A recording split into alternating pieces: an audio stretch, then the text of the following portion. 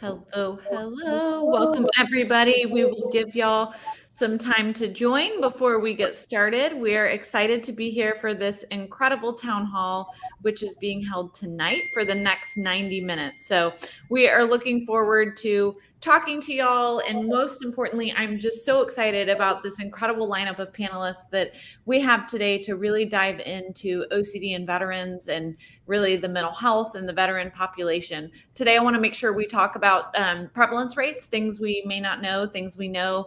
I want to talk a lot about treatment. And what I really want to talk about, and I'm going to let our panelists take the lead on this more than anyone else, is I think it's really important for us today to spend a lot of time talking about stigma, the stigma that often prevents veterans and men from accessing mental health treatment. I think that's really important. And we have some incredible panelists that will be able to give a lot of insight into that. And so that's something that even if you're not a veteran, if you are a male, we're going to certainly talk about accessing mental health treatment and stigma. And if you're a family member of anybody, right, this will resonate in different ways. So thank y'all for joining. As always, welcome. We're excited to have you here on behalf of the IOCDF. This is one of our town halls. So town halls are something that we do every month.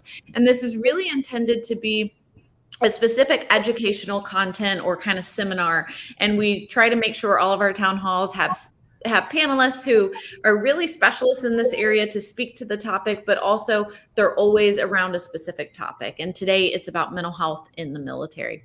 As always, a couple quick reminders and housekeeping. This is not intended to replace therapy. This is intended to be educational. We want to encourage everybody to continue to see your own provider or find your own provider for any specific treatment questions for you that you may have. Throughout today's session, we will ask you to post questions in the comment box, and we will make sure we spend lots of time getting to those questions, answering them, and having really a candid, open discussion with all of our guests. Remember, though, when you do put any comments, we see your name. So confidentiality could be breached, and we always want to make sure we remind you of that. If you're in crisis, if you're feeling unsafe or suicidal, please call 911, go to your local emergency room, or call the suicide prevention hotline at 1-800-273-8255. These live streams and the IOCDF are not a crisis line and is not the place to go if your safety is at risk, but these resources are. So thank y'all for joining. Please tell us who you are and say hi. I see Salvador from San Mateo. Thank you for joining. We're excited to have you. And others, please tell us who you are and where you're joining from. We're going to start with doing some introductions, and I have some bios, so I will definitely read those a little bit. But more importantly, I really want to introduce these panelists as four incredible colleagues and friends of mine who I've worked alongside or have collaborated with and who really make a huge difference in the OCD field. All of you are doing different things and you have different stories and different ways that you will be able to speak to the topic tonight. So thank y'all for joining. I'm super excited to jump in today. Thanks for having us. Thanks. Thank you, Liz. So I'm going to start on my screen. I don't know what everyone else's screen looks like, but Tom, you are in my top left corner. So we'll start with you. So Tom Smalley is a lead advocate for the International OCD Foundation, and Tom has done incredible work around stigma, mental health, particularly in athletes and men with OCD, anxiety, and related disorders. And so, Tom, I'm excited to really co-moderate today's panel with you because it's important that we get some different perspectives and throw some different questions at the panelists. So thank you for joining. Anything you want to share as we hop into tonight? I'm just excited to be here. I'm excited to learn more from our awesome panelists and co-moderate with you. I think touching up on the stigma around mental health and men seeking treatment, that was something that I personally have dealt with the stigma. Maybe not in a military sense, but in athletics, that macho man culture, definitely something I can brush up on. And I know our other three amazing panelists here have phenomenal experience with that as well. So I'm just looking forward to their stories and them sharing what they have to offer. Absolutely. So excited to have you. Thank you. And we're excited to hear your perspective because it will be amazing tonight. And hi to Mike Sizemore as well. What? I said hi to Mike Sizemore. Oh, hi, Mike. Good to see you. Yes, just seeing you there. So excited to have you joining us. Nathaniel, we're going to hop over to you. I don't have your bio or CV, and I'm probably just not going to read anyone's. I'm just going to give a quick little intro instead. But Nathaniel is somebody who I've worked alongside for a long time. Nathaniel does amazing work in the field. He has his PhD and is a clinical psychologist. He works at McLean, where I also work. And so we certainly collaborate on a lot of research and different projects. But a lot of our early work, of course, it was in OCD advocacy, which is you're also an OCD advocate, Nathaniel, and have been for years and do incredible work there, is also in our connection to veterans and veterans mental health. You and I both did, I think, our postdoc at the VA and spent a lot of time. Did you do your postdoc there? Internship there. Internship, postdoc at Houston OCD. So, right, but we still collaborated there, and we started, and him and I, Nathaniel and I, were a big part of a lot of some of the first research that started to be done within the VA specific to OCD, and really working to create some system change around measurements and different ways that people could get access, veterans could get access to OCD treatment. So, Nathaniel, thank you so much for joining. You will be an incredible panelist and wealth of knowledge today. But why don't we start with just any introductions you have and introductions to kind of your background and around the topic today. Sure. So thanks for having us, and it's great to see everyone and a number of panelists I haven't seen in a while. And I think just in terms of like this topic, so initially I'd always started out wanting to do kind of OCD work, and then started to work in the VA in both an inpatient and outpatient setting as a practicum student, and actually kind of fell in love with working at the VA and started doing a lot of PTSD work. And actually kind of through that, while I was at my internship, I was working in an inpatient PTSD unit as well as inpatient, general inpatient units at the Houston VA. And one of the things we started to notice was that, and this is kind of where Liz and I started to collaborate on this as well, was that idea that OCD wasn't talked about much, but we were seeing individuals with OCD symptoms. And so we started to do a little bit more OCD work in the inpatient settings as well. And then that kind of continued to grow and led to a number of papers and just kind of a number of different projects looking at OCD in veterans, and now doing a lot of work with OCD and PTSD comorbidity and some of the clinical implications. And so Absolutely. I'm happy to be here to talk about this today. So well, we're excited. You're also writing a book chapter right now and doing lots of other stuff around veterans. Yep. Yeah. You are as well. Thank you for joining. We're excited to have you, Nathaniel. So Shannon, I haven't seen you in a while, but it's so exciting to just be together again and see you. For those of you who don't know Shannon Shai, get to know him. He is the past president of the International OCD Foundation. Shannon's a retired United States Marine Corps Reserve Lieutenant Colonel. Sorry, I'm getting tripped up here reading this, an attorney with the Department of the Navy at the Pentagon. He's also a certified peer support specialist, has written 3 books on overcoming OCD, and has provided peer support to hundreds of individuals around the world. He's been the keynote speaker. Shannon has been actively involved in so many different organizations, including IOCDF, which you might consider, and if you don't, I certainly consider it one of your home places, and a foundation that I know means a lot to you. But your story has been incredible. Your ability to talk about what it was like from being a veteran yourself, but like your own personal diagnosis to treatment, and now the work and advocacy that you're doing. So thank you so much for joining. We are so excited to have you on the panel to have that personal perspective. It's great to see you, by the way, and everybody else. So. Yeah, well, we're excited too. And tell us a little bit, Shannon, for you, of why this topic's important, why you think we should be talking about it. Well, I'm glad you mentioned stigma. When I was diagnosed when I was a major on active duty back in 1997, and stigma was, I didn't know that I had OCD particularly. I knew something was not right, and I progressively got worse, and I knew definitely something wasn't right. But the stigma of potentially being diagnosed with a mental disorder and the fear of the consequences of that, both not only to my reputation, and that sounds arrogant, but to my livelihood, I was afraid I was going to get kicked out of the Marine Corps. I was afraid I was going to lose my family. Stigma played a big part, and OCD used that against me. I talk about OCD from that third, but one of the reasons I do what I do is to help people generally, but men maybe more specifically, is to say, hey, it's okay to go get help, because with treatment, with recovery, everything else good follows, right?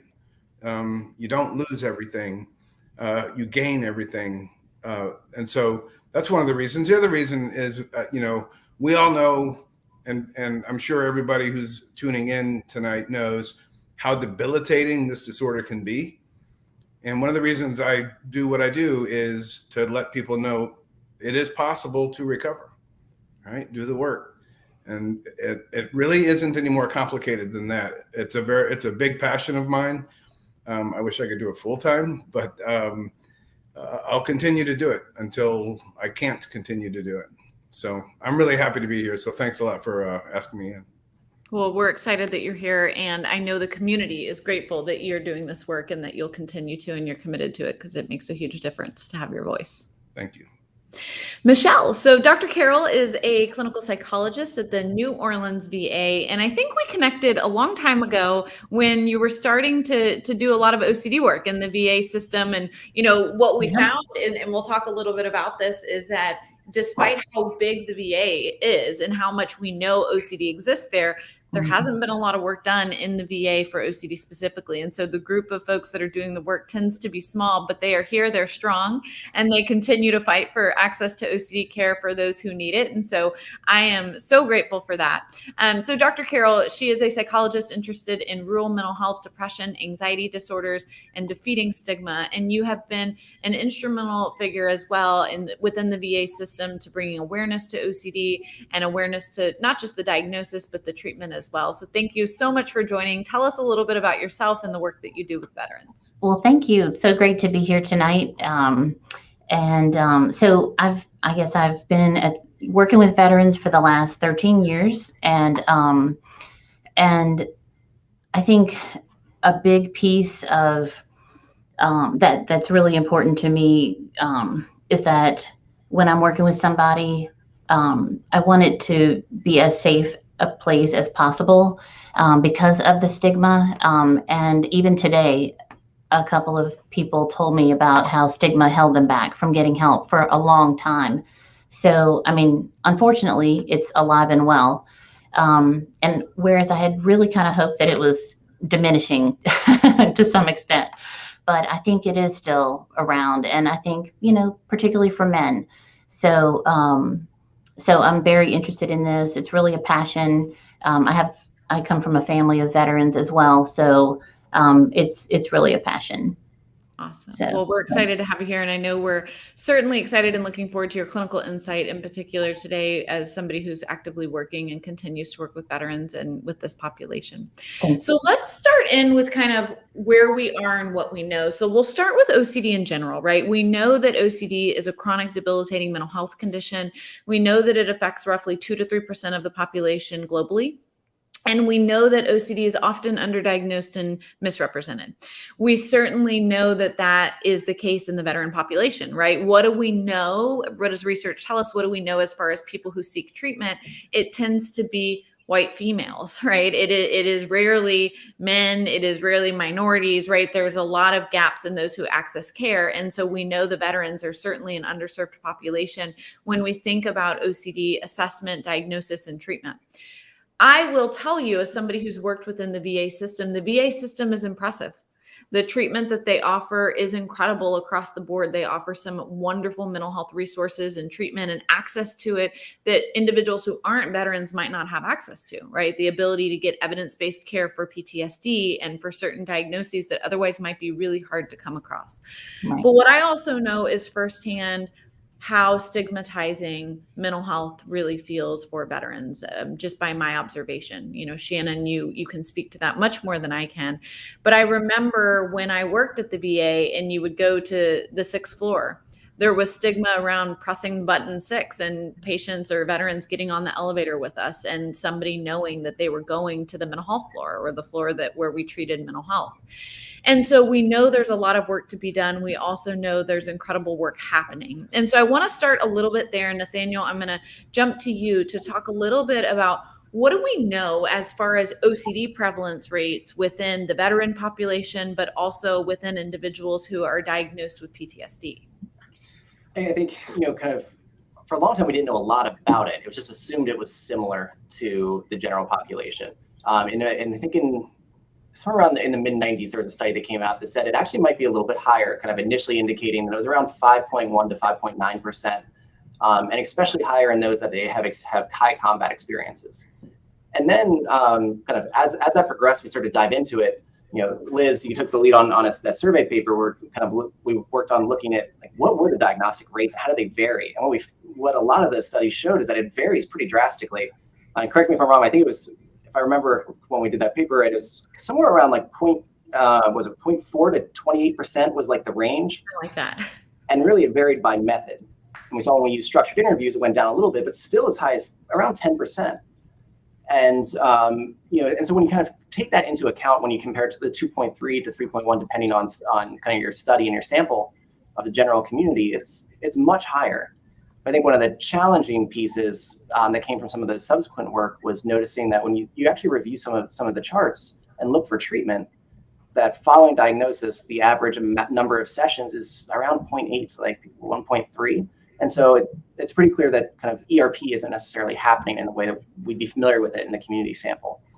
And there's also a lot of variability in diagnoses and kind of changes in diagnosis across time. And then when it comes to PTSD, which I think is one of the really challenging differentials, because the elements of unwanted intrusive thoughts, intrusive images are very similar. And so some of it comes from the frame that you're looking at it from. And we know that OCD is misdiagnosed in about 34% of cases, with PTSD being one of the most commonly misdiagnosed ones.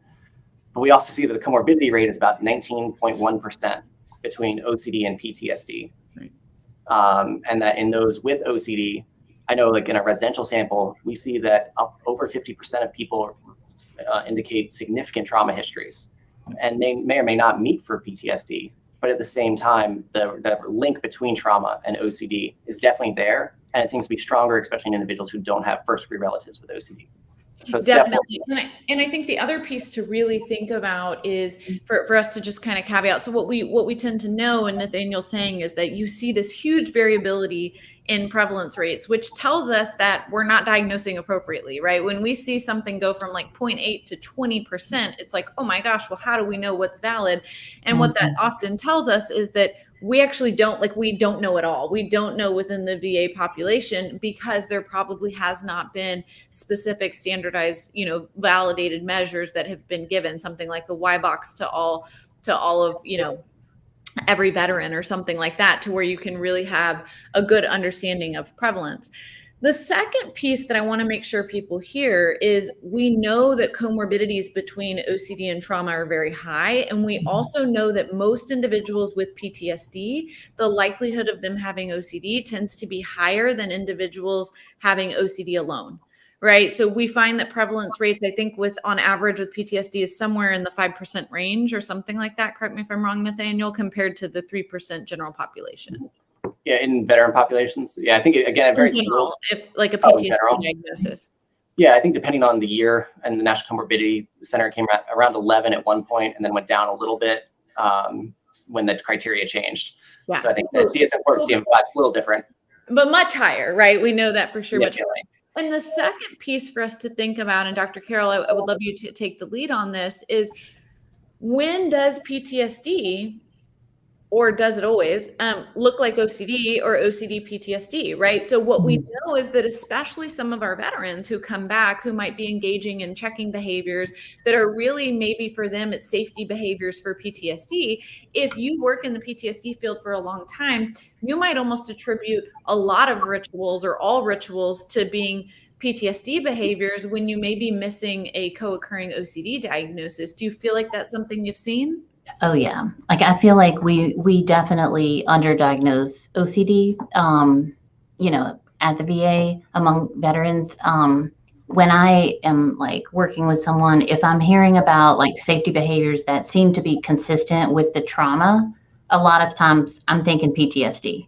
Right. But if the safety behaviors they're not really like related to the trauma and they seem to be something else over here, then I'm thinking more like both, I mean, that's just maybe like the thing. And then I start, going down that path. But yeah, I think that we miss a lot of diagnoses, for the OCD. And what do you feel as far as from a clinical perspective, how do you feel the clinical work has shifted in terms of like the way VA providers understand OCD or are assessing for OCD? I'm not sure if that's progressed much. I think that there are people in the system who really have a greater, I think, appreciation for it. And so there is training that's happening, but I don't know how widespread that is. Got it. Okay. Yeah. So lots of room to grow there. Room to grow. Yes. And education like this that needs to happen. Yes. Shannon, I'd love to hear from you if you're willing to share a little bit about your personal story and perspective, but tell us a little bit about when your OCD symptoms started, and were they present when you were in the military, or, you know, when you got out, and when did you start to think about seeking treatment? So I can look back, and probably in college, look back and determine that a couple of things were consistent with just OCD behaviors and thoughts. And progressively through law school, and then I got into the Marine Corps in 1986.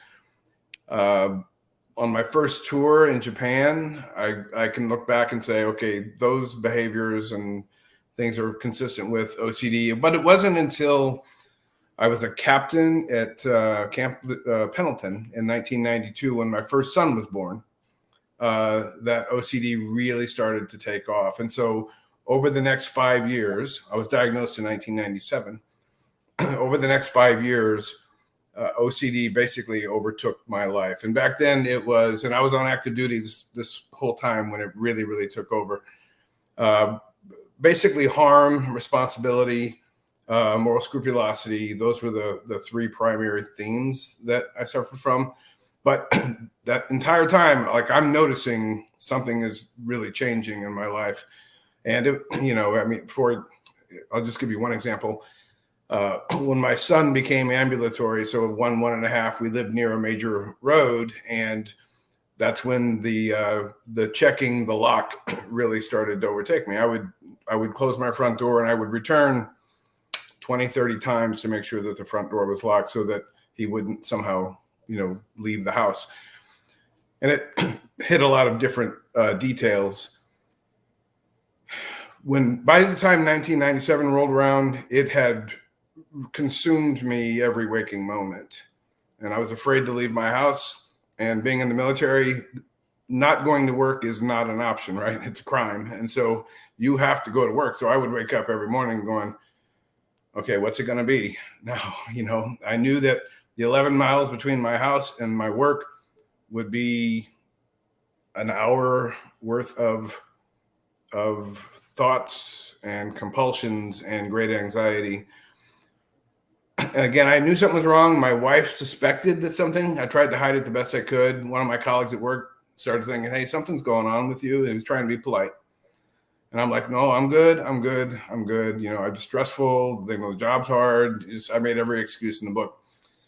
And then it was finally one morning in October of 97, I was driving to work. It was dark, or really early. I heard a sound in this industrial park that I actually, when it happened, I thought it was a 2x4, this really distinctive sound of dropping lumber on concrete. I started to drive away from the intersection, and immediately OCD was like, that was a gunshot. And so for the next 45 minutes, I just made loops and loops and loops and loops. I was, cussing. I was banging my hand on the steering wheel. Like, what is wrong with me? Although I used a few expletives in there. I tried to call the non-emergency police number, and then I saw 2 police cars in this strip mall, and very sheepishly went up to them and said, I don't think it's anything, but I just want you guys to know that I heard what maybe sounded like a gunshot about 45 minutes ago. And they were looking at me like I was from Mars, thinking, this is Jacksonville, North Carolina, right? If there was a gunshot, we would know about it. So, go about your business. So I went back to my car, and I remember crying, just crying and crying, and then thinking my life is over. I cannot function anymore. I cannot function. And I used to be a very social, athletic leader, everything else. I had become the exact opposite of everything I was. And I made the decision that morning that I would call the psychiatric unit at the Naval Hospital at Camp Lejeune. And I remember talking to the psychiatrist on the phone. It was a young Navy lieutenant. And I was a major, he was a lieutenant, so I ranked him, and I said, you know, I didn't have anything to base this on except fear. I said, I don't trust psychiatrists, right? I think you make stuff up just to, you know, leverage your own importance in the world. And so if you're going to diagnose me with something, you better damn sure you're right.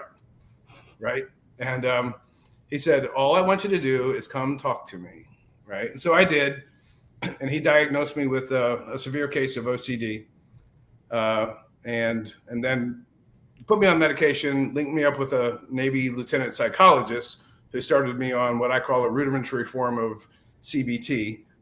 And from that point, you know, and I'll get into it later. I don't want to take all this time because it has to do with hope, right? The concept of hope. So I do want to talk about it. But from that point, I made a decision that I was going to do whatever it took to recover. And I developed a strategy based on what the psychologist told me. And I was not kicked out of the Marine Corps. So maybe that's the most important part right now. I was not kicked out. I recovered. I had a very successful career. I got out as a reservist for different reasons, but retired later as a lieutenant colonel, and then had a really great career, still having it as a civilian.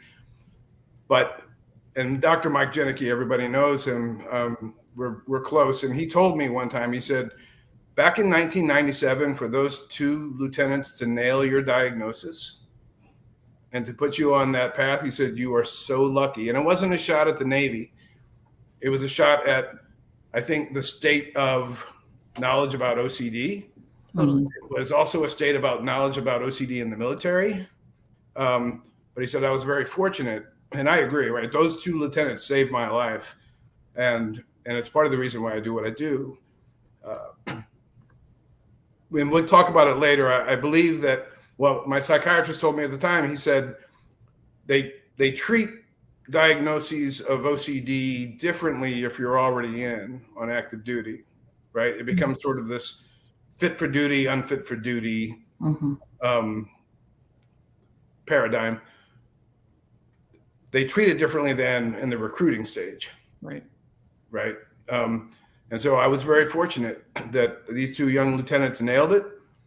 And I am where I am today. I wouldn't be here where I am today, but for those two and this concept of hope, which hopefully we can talk a little bit about later, because I think it's really important.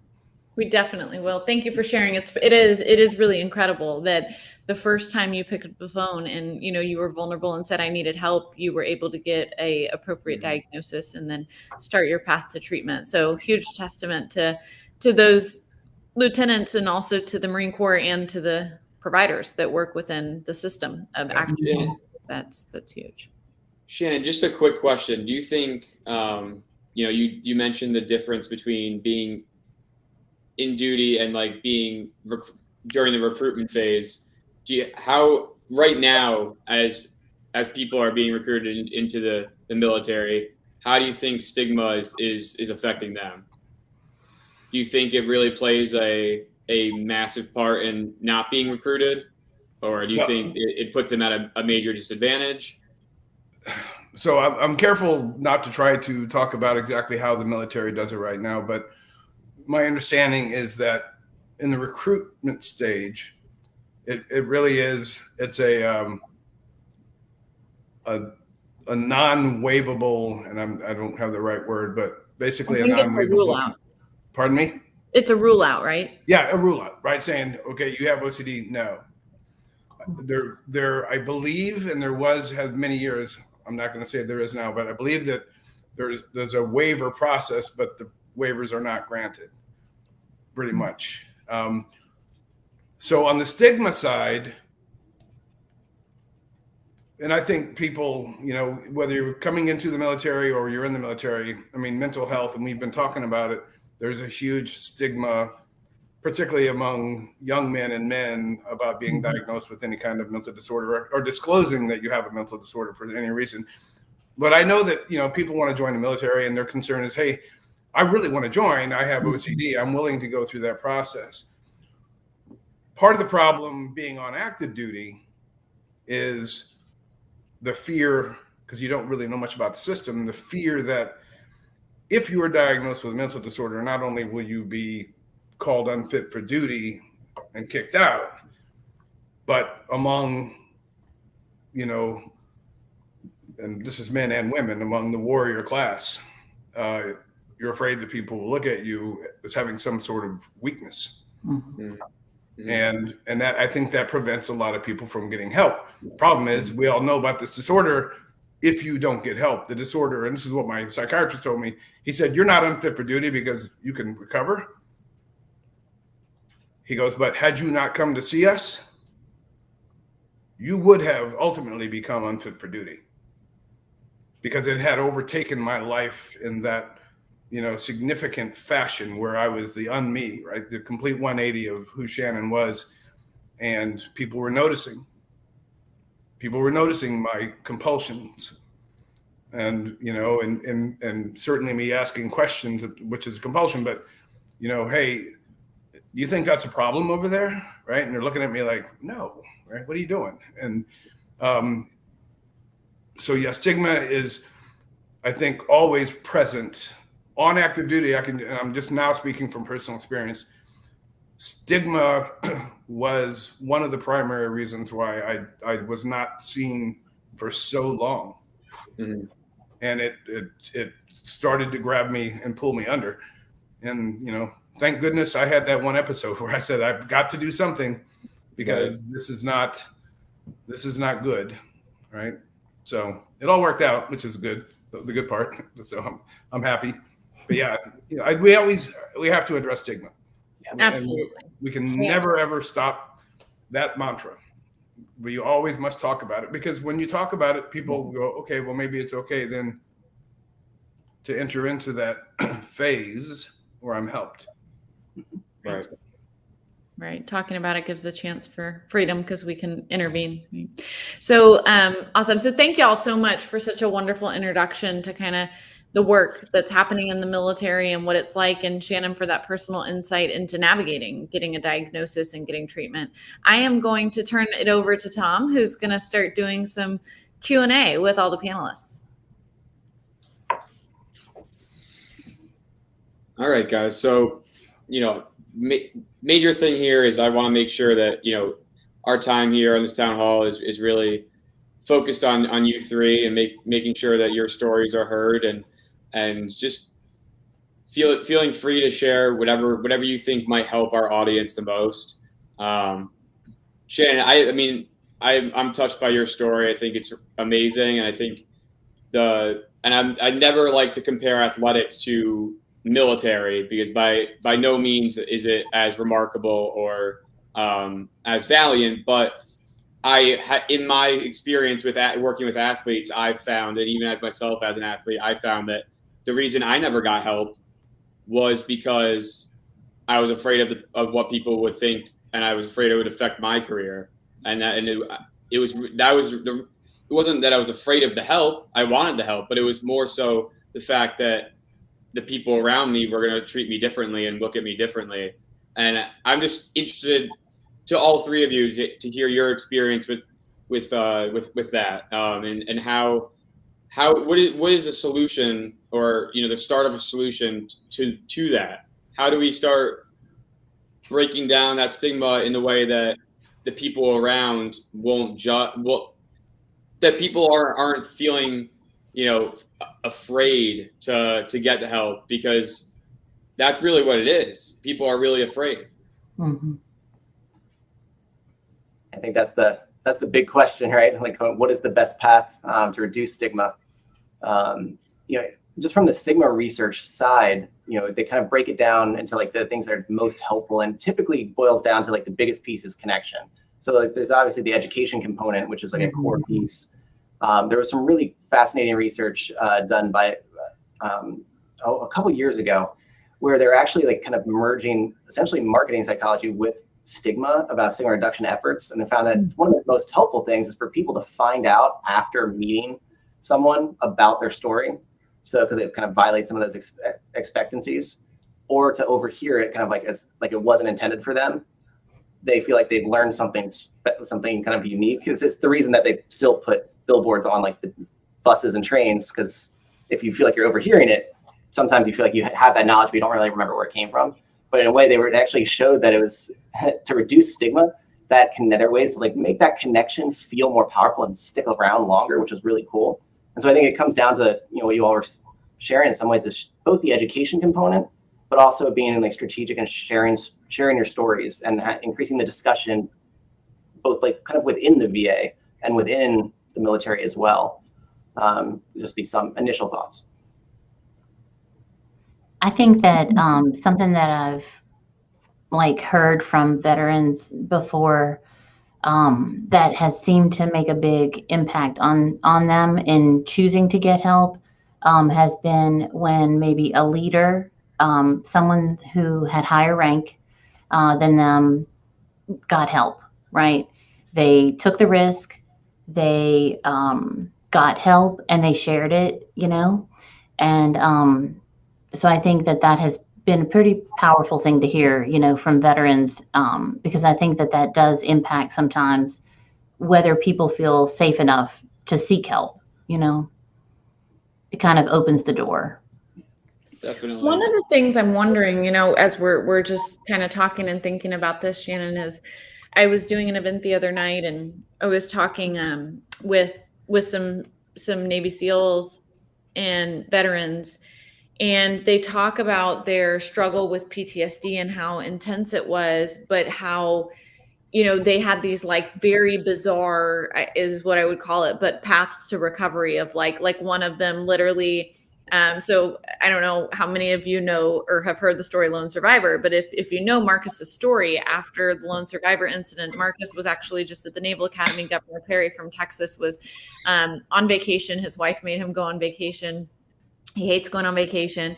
And he said his security detail had met somebody at the coffee shop who had said, hey, if y'all want to come down to the like Naval Academy and the museum, like we'll show you around. He was like, oh, that sounds great. I don't have to sit on the beach with my wife. And so he took her there, and no one wanted to give him a tour. It was a Saturday, and someone said, oh, it's a VIP from Texas. And so finally a guy said, okay, I'm from Texas. I'll give a tour, and gave the whole tour. And long story short, at the end, Governor Perry said, if you're ever in Austin, come see me.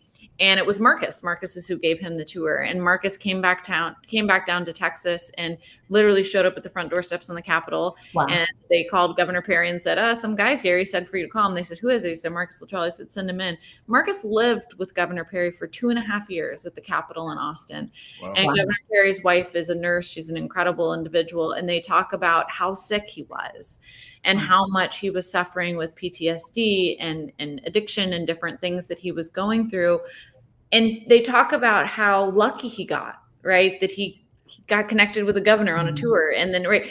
And I always think like it's so interesting because there is so much available at the VA, but so many veterans will not go to the VA. And I'm wondering, Shannon, if you have any insight to that as well, because what we know, right, Michelle, we're talking about this is like, yeah, sure, the VA might need to improve, but it is a place where you can seek treatment, right? And seek really good treatment. Yeah, but a lot of people, a lot of veterans have so much stigma around going to the VA, around seeking services from the VA, mental health services there. And I'm just wondering, Shannon, if you have any insight into conversations of what it's like and how we can help create better education around treatment and what it looks like and access to it. So I think there are two sides to this coin. It's not only about the person who is suffering and trying to let them know that, hey, there's other people in your, who've been in your shoes and who are doing this. I think that's extremely important, right? It's one of the reasons why I do what I do. The other side is equally important. We have to educate the rest of society that people have mental health disorders. There's some really, so going back to Tom's, I was a D1 wrestler, right? So went through that, the very same kind of thing. And you're like, you don't want to show any weakness ever on anything. But the NFL, the Indianapolis Colts, they have a really effective program and a really effective commercial, right, for people who don't have the disorder telling other people who have, or not just a disorder, a mental health issue. Yeah, I've seen that as well. Telling them, hey, it's okay for you, right? We're not going to judge you. We understand what you're going through. I think if we can match those two sides, we can make a lot of headway. And for the VA, you know, I think the VA has incredible services. They've had, you know, their share of whatever not so great news over the years, but they really are a tremendous organization and provide great services. And I think if we can educate not only the suffering veteran, but the people who are surrounding the suffering veteran to say, hey, yeah, this is something that you want to do. This is where you want to go, right? We're not going to judge you in a really, and not really, and we're not going to judge you negatively. We want you to get help, and this is where you go. So society generally, particularly the people who surround, you know, someone with OCD or pick your mental health issue, if we can get everybody on board on this idea that we are all imperfect beings. You know, many people suffer from mental health issues, and the right answer is to seek treatment. Right? Let's not judge each other. Let's help each other. I think that, you know, I'm not the smartest guy in the world. You guys know that. But I think that's where we want to go. I have a follow-up, just thinking while you're talking. PTSD is obviously very prevalent in the military and in veterans. So why is it that has been so destigmatized, and because it happens so frequently, but then when someone's diagnosed with another mental disorder, it's all of a sudden stigmatized?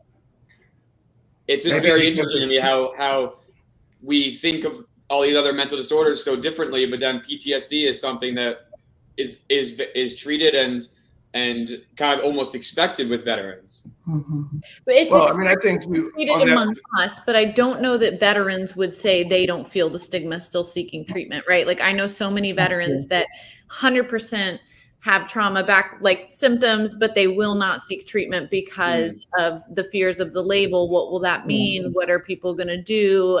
You know, all these different things that come. Will my rights be stripped? Michelle, what do you think? I mean, I want to hop to you because you get that firsthand experience with veterans. Yeah. So your question had to do with why maybe why have we just seen so much education and awareness of PTSD, but we're not seeing it for other mental health conditions among veterans? And my guess is that the suicide rates, and that I think like that and a lot of is probably more related. I shouldn't say more related to PTSD, but people may resonate that with more. It's more prevalent and like of the highest priority because people's lives are at stake. Right. What would you say? Yeah. Sure. Well, I think that, you know, PTSD, I think we've been studying PTSD for a bit longer. I think it existed longer than it was treated at the VA, you know, like I think if we look back to like World War II, I don't think they really treated PTSD back then, but gradually the system like learned more about PTSD, and there was more research and there was more treatment, and treatments developed, you know, and then basically it was found, you know, I guess like over time that, okay, this is treatable, and it doesn't mean that you're weak. It just means, you know, that you experienced a trauma, but it can be treated, you know. So I think that there is a mindset that it is treatable at the VA, you know. I think that is a mindset, regarding PTSD. And I just think that OCD just hasn't been studied as much in the VA, to be honest. Like maybe it's just a little bit further behind where PTSD was years ago, you know? Do people think that OCD is not treatable in the VA, or do they think that they just don't know what the treatment really is? They just don't have that kind of education yet.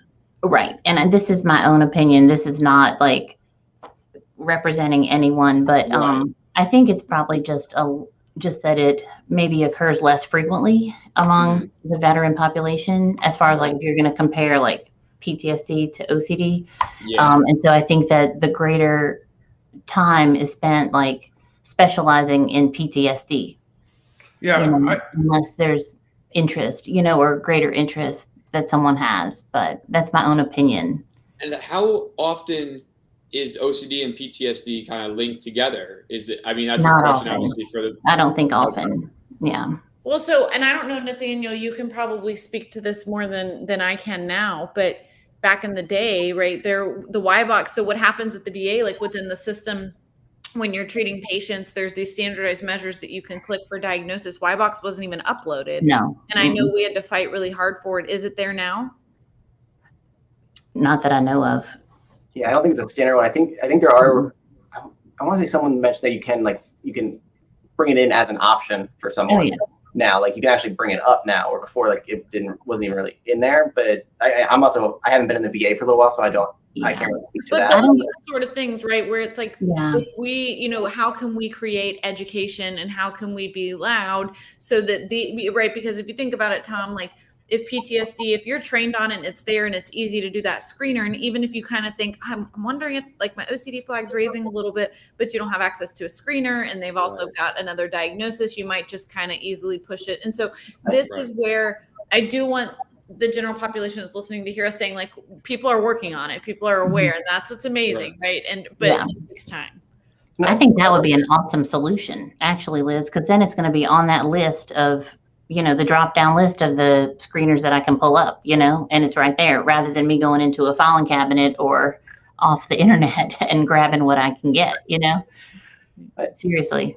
I would love to, Shannon, I'd love to kind of hear your thoughts too on a piece of this that kind of has been resonating as everyone's been talking. I remember really distinctly, I don't know if you and I had talked about this at one point, talking with a veteran who was really found it helpful to get the OCD diagnosis with comorbid PTSD, but also expressed a lot of concern over kind of feeling like within the peer groups, they were hesitant to share their OCD symptoms. And even when they thought they were just PTSD, because there was something that felt like it didn't fit with like the general discussions that they were having with other veterans, like kind of down in the canteen, things like that. And just in general, felt like it didn't fit and had never brought it up to treatment providers just because the message they'd kind of gotten, like, this part doesn't fit. Yeah. So I don't really know what to do with it. But then they found it really helpful. And I know you and I have talked about the peer support piece too. And the VA has really done a ton of peer support work with PTSD. And I'm wondering also if that's could be one major aspect is, just having people to talk about with it as well, kind of like what they did with PTSD and peer support specialists that were embedded. Yeah. So, I mean, if you think about, just general public discourse when they're talking about war. So our nation has been at war basically for the last 20 years, right? Mm-hmm. And we have a whole generation of people who've gone through here, and people talk about the invisible wounds of war. Yeah. Right? Everyone kind of knows what that means. Everybody in the military, everybody in the public, they kind of know what that means. You see things, you do things, you experience things that no other human being should ever have to experience in their life. And that creates those invisible wounds, right? Marcus is a really good example, Liz. And I don't know him. You owe me an introduction, by the way. But but that's what they're talking about. So the population in the military, they understand that, right? And they can talk about it.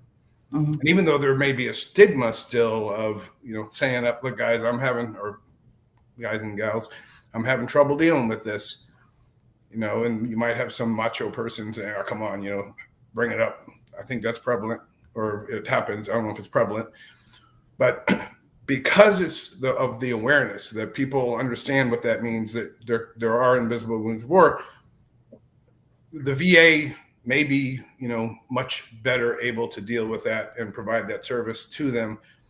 The OCD or maybe some other mental disorder, it's not that well known or that close fit, and so maybe people aren't talking about it.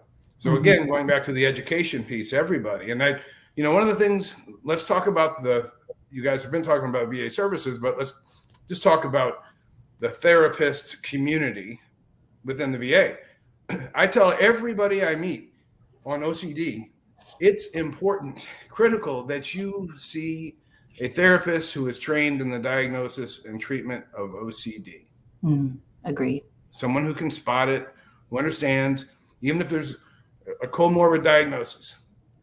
Let's get somebody. So training is another important piece within the VA, right? Let's ensure that our therapists within the VA can spot not only OCD, but any, pick any other disorder. The more we talk about this, the more people who are educated, both the therapy community, but the sufferer community and the general population, right? Awareness and education. It's much greater today than it ever has been. So that's a good thing. It can be a lot better. That's how we get more people to have the courage to step up. If those come together, I think more people will step up and get the treatment that they need, because with treatment and recovery, everything else good follows. So yeah, I don't know that I have any more to say on that. It is critical that everybody be aware and educated about that it's okay to seek treatment.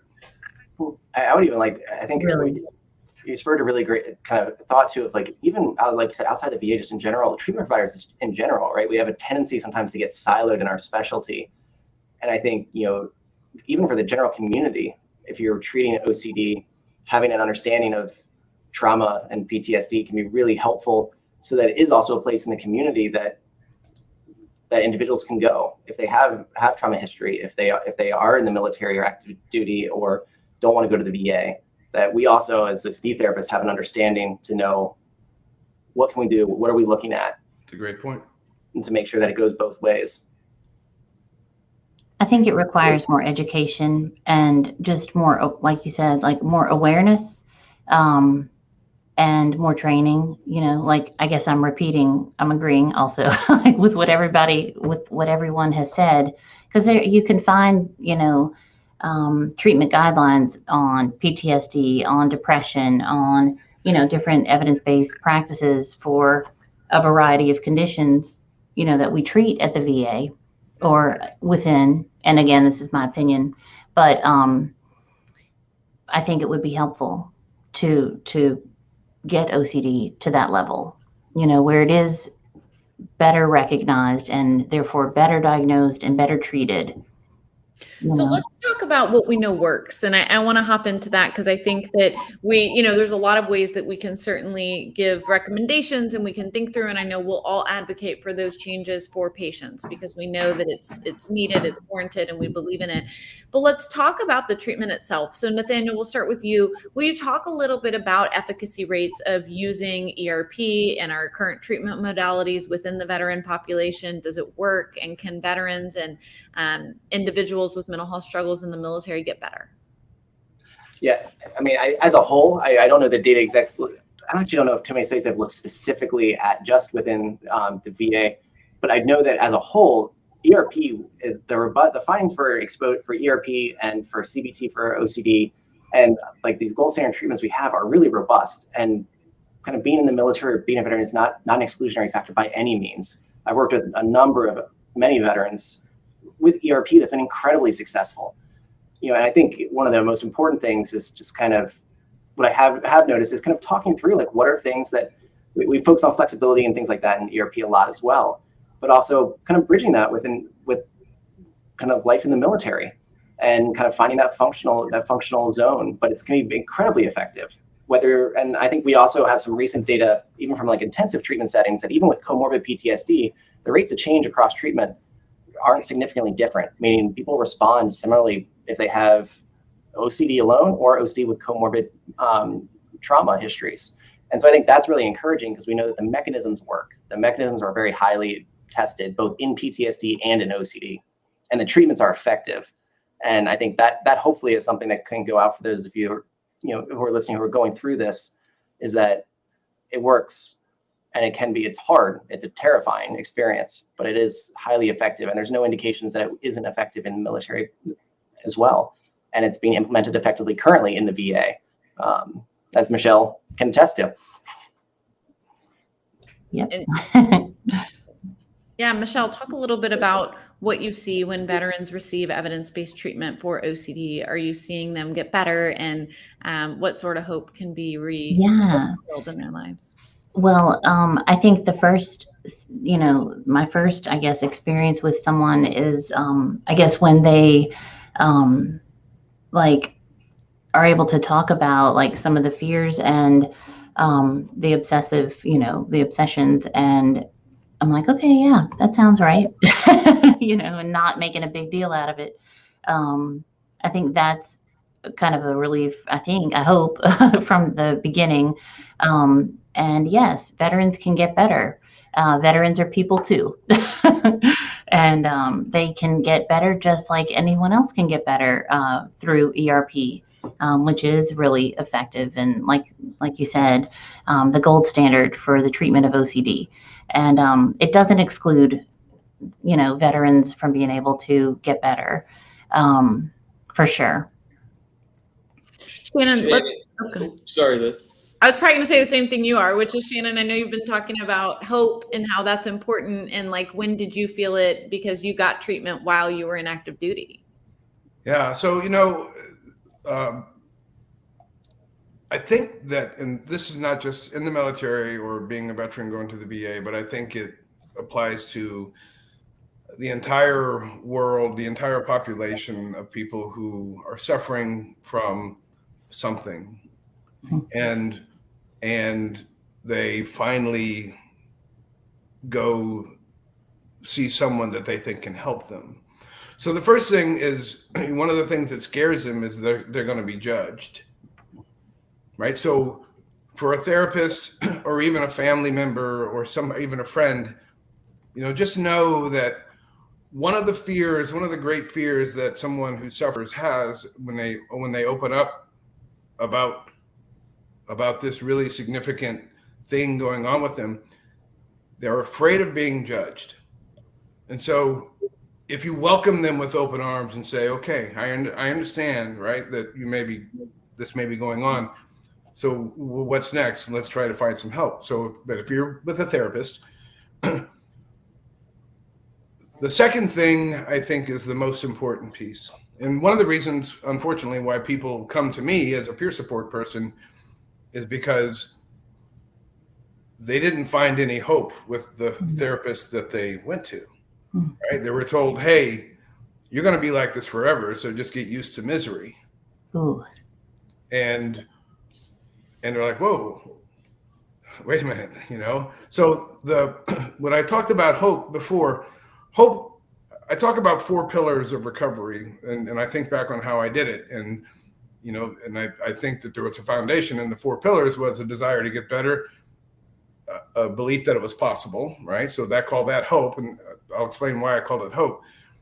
Motivation as to why, and then a strategy, right?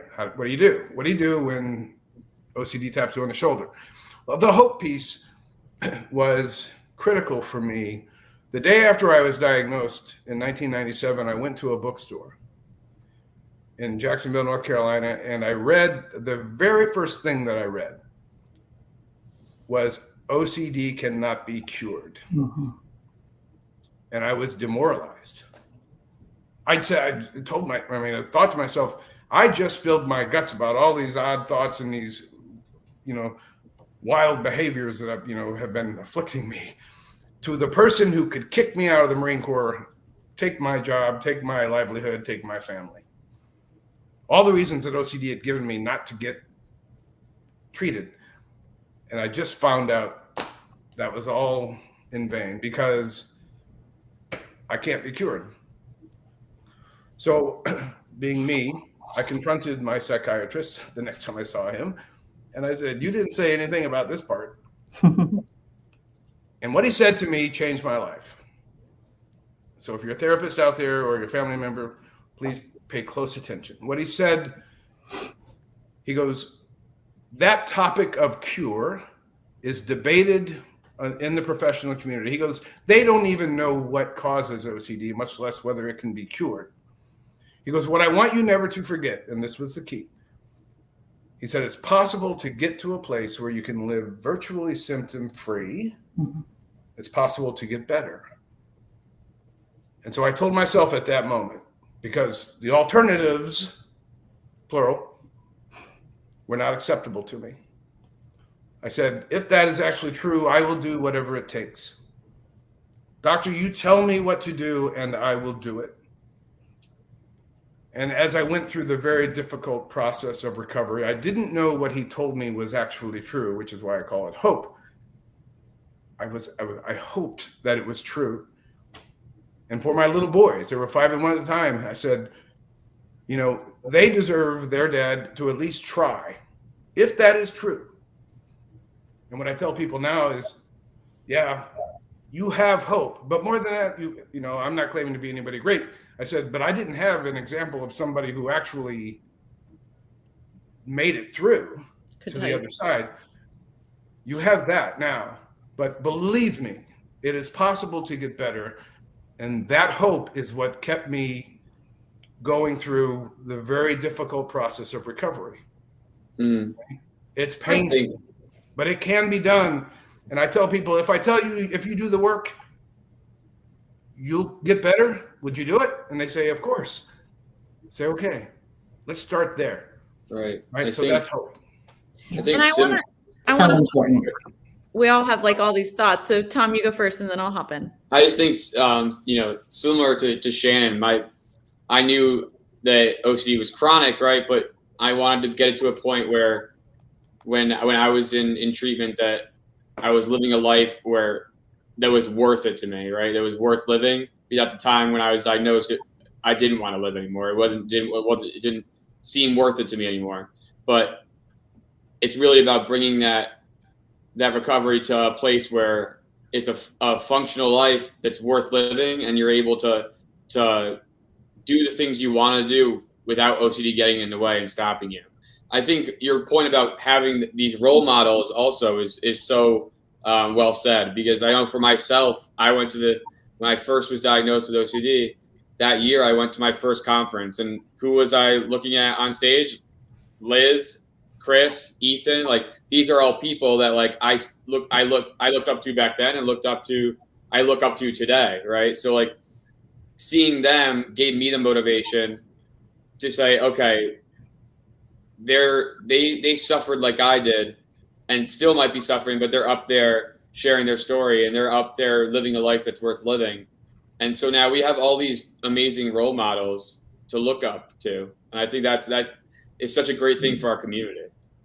I want to echo all of it, and I just want to pause and kind of repeat what Shannon said, because I think this is really critical. And I can't emphasize it enough. We sat in our supervision with our clinicians yesterday at the clinic and talked about this, about how we get so many patients who go to providers, and the message they hear is, I have to suffer forever. Oh. There's not a cure for my OCD.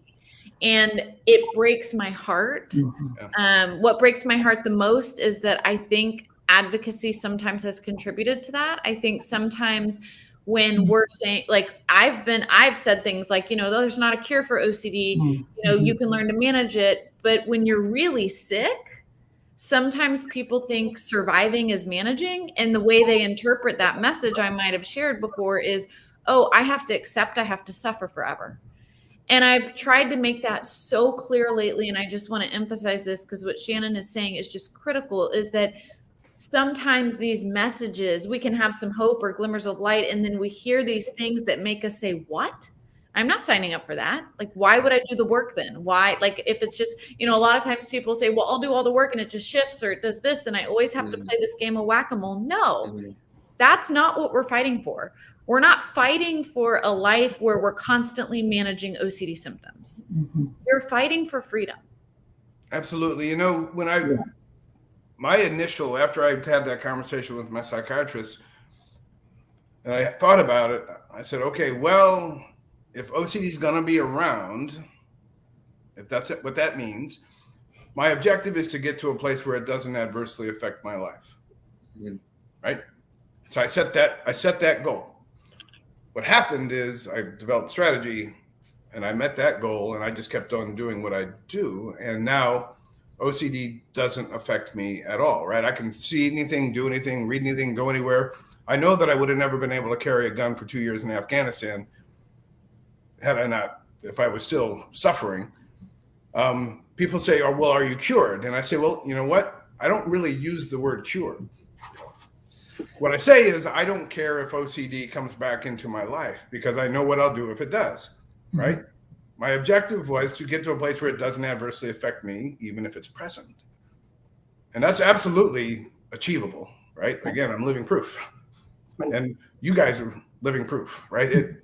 It's doable. And that's the message we need everybody to convey. Do the work. I think, and you do the work for freedom, right? You don't do the work. Absolutely. Like, I think sometimes even when we say, oh, we're managing our symptoms, people think that means like every day I'm like having to work so hard to manage. And it's like, no, no, I love what you just said, Dan. And like, I don't know if it's a cure. I don't know what you want to call it, but like, I actually welcome it coming back in because I know how to address it. And I'm not like, I'm not afraid of it. I'm not afraid of OCD and what it's going to throw at me because I have the tools to push it down. Amen. I think a really important part too is like something that we sometimes forget is like some of the early studies, right? Intrusive thoughts are a human experience. Yeah. Right? There's no difference in the content of intrusive thoughts between those with OCD or without OCD. And most rituals started out as their behaviors that have just been taken too far. Like, sure, like OCD doesn't impact my day-to-day. I have tons of intrusive thoughts. I lead an intrusive thoughts group and I love it. The great thing is I have intrusive thoughts, so I can have a ton of fun with them. And I have a dark sense of humor. It's just that like the idea that they have to go away to move forward, but that's also that's not a human piece. Our brains are hardwired to have intrusive thoughts, but it's the way we relate to them that changes it and what we do with them. But I think sometimes the focus is like, can I get rid of these? Like, well, as long as we're human, we're always going to have them. But they can be fun and they can be funny. Yeah. One of the things that I'll often say, because sometimes like my clients will say like, I just don't want to think about that anymore. And I'll be like, well, if I told you that to not think about a pink elephant and absolutely that something really bad was going to happen to you, but if you think about that pink elephant, so don't think about it. I'm like, what are you thinking about? And they'll be like, the pink elephant. But I had one person who said he wasn't thinking about the pink elephant. And I was like, well, what are you thinking about? He said, I'm thinking about a pink rhinoceros. Yeah. So it was really cute. And you're like, thank you for that visual for the rest of the day. Right? Yeah. But that was pretty clever. But so basically like, yeah, just tolerating those intrusive thoughts and like, or not even just tolerating it, welcoming it, like you said. You'll hear different strategies and I never disparage. So the easy thing for what I do in the peer support world is I only talk about what I know and what I experienced, right? And I don't ever have to make anything up. I can tell you exactly what I think. The epiphany of my recovery was when I learned what to do with the thoughts themselves, right? Mm-hmm. And I'm not going to go into all of it here, but I learned how to not care whether they were present, right? I stopped trying to push them out of my head. I stopped trying to resist them coming in. I said, I don't care if they're there. I don't care how sick, taboo, whatever they were. I don't care. It was that same level of indifference, which led me to what I just said is, I don't care if it comes back. I don't. I really don't. I am of complete indifference to the disorder. And so, I guess my message for everybody is you do not have to live in misery. You don't, right? Seek treatment. It's okay to do so. If you're a man, listen to me. It's okay to seek treatment. It's helpful. All good things follow. That's awesome. Then you can if you're a woman too, but I'm speaking to the men who might want, so. I agree too. But the stigma behind men or underlying a man's not willingness to For sure. It's okay. That's awesome.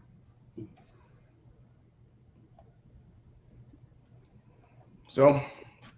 Well, it sounds like we're getting to a good place. One of the questions that Madjoy just asked said it's so inspiring to listen to you guys. So thank you, Madjoy. Are there any online peer support groups for OCD sufferers. So absolutely, you can go to iocdf.org/support and find more about all of the resources that exist. There is an entire platform called Health Unlocked that IOCDF uses, and lots of different, lots of the advocate communities, but as well as in a lot of the IOCDF affiliates. So depending on where you live, I live in Houston, we have OCD Texas. A lot of the affiliates also run support groups. So there's lots of options there. And I love that you asked this question, Madjoy, because one of the things that we talk so often about is just how important it is to build your OCD community. And y'all heard Shannon talking about that earlier when he said he didn't have people who were saying, I've been there and here's where I am, right? He had to just kind of hold on to that hope. Now that exists so much more broadly. There are advocates, there are webinars, there's so many things going on where people can share those personal stories. You can relate to one another. And I'm a huge believer that community and being able to normalize what you're dealing with and what you're going through is just so critical. So I know we only have about 15 minutes left. So of course, if you have any questions, please make sure you post them so that we can answer them. But let's start to go into kind of our wrap-up phase. And we'll start with you, Michelle, and just any kind of closing thoughts or advice, things that are helpful for you to make sure other people know about around mental health in the military. Get help. Take the risk, get help. It is courageous.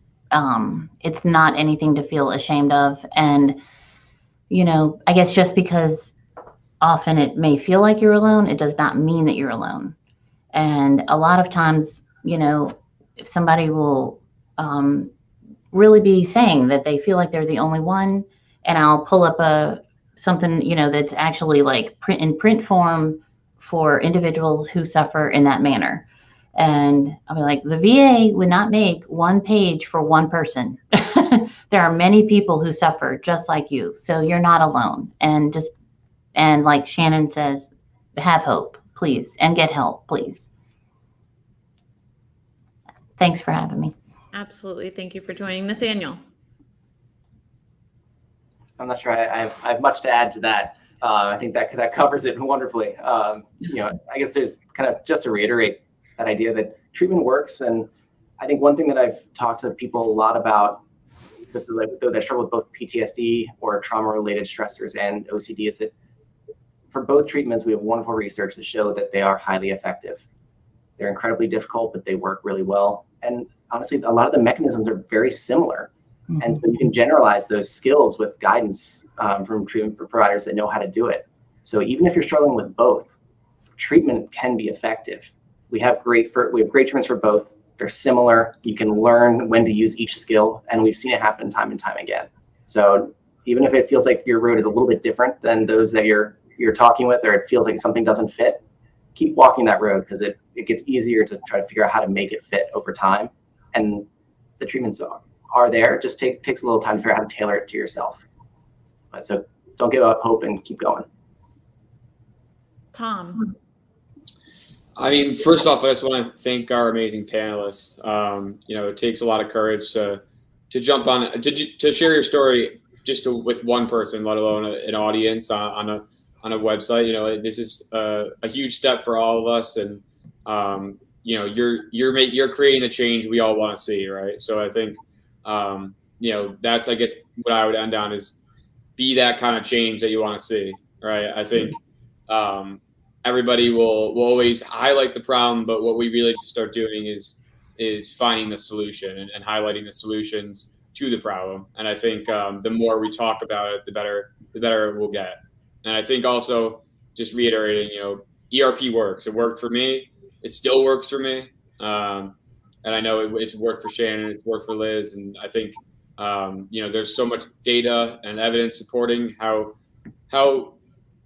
effective ERP is in treating OCD, that it's so worth it. Even though it is so tough, it is so worth it. 100%. Shannon. Well, Michelle already stole my hope line, so yeah. But you can take it back. It's yours. No, I'm kidding. We can share it. So what I would say to people is, choose recovery over fear. Right? Action is your ally here. If if people are telling you that it's possible to get better, right, that's the better option to go for. Because again, with recovery, everything else follows. And so let's take care of that first. And it's okay to do so. Like on the stigma thing, it's okay. It's necessary. The last thing I'll say, I was having a conversation with the other day with a man who was 85 years old. And his doctor, his general physician had said, hey, I can refer you to a psychiatrist. And the guy was like, oh no. Mm-hmm. He's 85 years old. He's like, oh no. And I looked at him and I said, and we know each other really well. I said, well, look at me. I mean, I was in my 30s in the military, and I sought treatment for something that afflicted me greatly. And it turned my life around. Let's go for that. Let's go for that. And at the end of the day, we can say, and I say this respectfully, but your recovery is your priority. Screw everything else. Yeah. Your recovery is your priority. And it works. It's possible. Reclaim your freedom. Liz, I love that word. Reclaim your freedom. And it's right there at your fingertips. Is it easy? No. Is it worth it? Absolutely. So let's do that. And thank you, IOCDF. You make me homesick. We miss you. We miss you for sure. You guys too. So yeah, I love it. And I just want to wrap up and echo everything that's been said today by the panelists. And I hope that while we've talked about some ways that we can improve systems and we can think about change, right? Because that's always very important. I want you to walk away feeling filled with hope. Hope that treatment exists, hope because treatment works, and because freedom is possible if we fight for it. And when we think about OCD, I think so many of us think about, we understand deeply, not just think about the pain and the suffering. But what a lot of us also know is what it feels like when you can manage your symptoms and what it's like to be able to laugh and say, yeah, okay, OCD, try it again, right? Like, I'm happy to take you back on because I'm not scared of you anymore. And that is a place where everybody with OCD can get. And Shannon's latest story that he just shared that I want to reemphasize, it doesn't matter what age you are when you seek treatment. It doesn't matter if you're 4 or you're 90.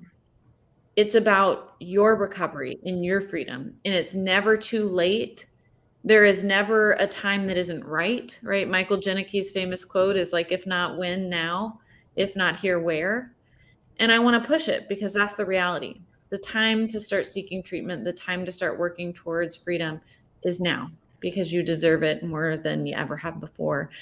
And, it's possible. None of us on this panel would do the work we do, would speak out if we were frauds, if we were phonies, if we didn't believe this, right? Yeah. We say this, we do this, it's our mission because we know it to be true. So I'll end this message with the one I always end with. And we mean this from the bottom of our heart for everybody in the military, every veteran, and everybody across the globe. Help and hope are always available. Thanks, you guys. Thank you to IOCDF, and we'll see you soon. Please make sure you check out iocdf.org/peace of mind to see all of our upcoming live streams and events and to check out what we are up to, but also to post comments, questions that you want us to answer. Thanks, everybody, and have a great night. Thank you. Thanks, guys. Great to see you.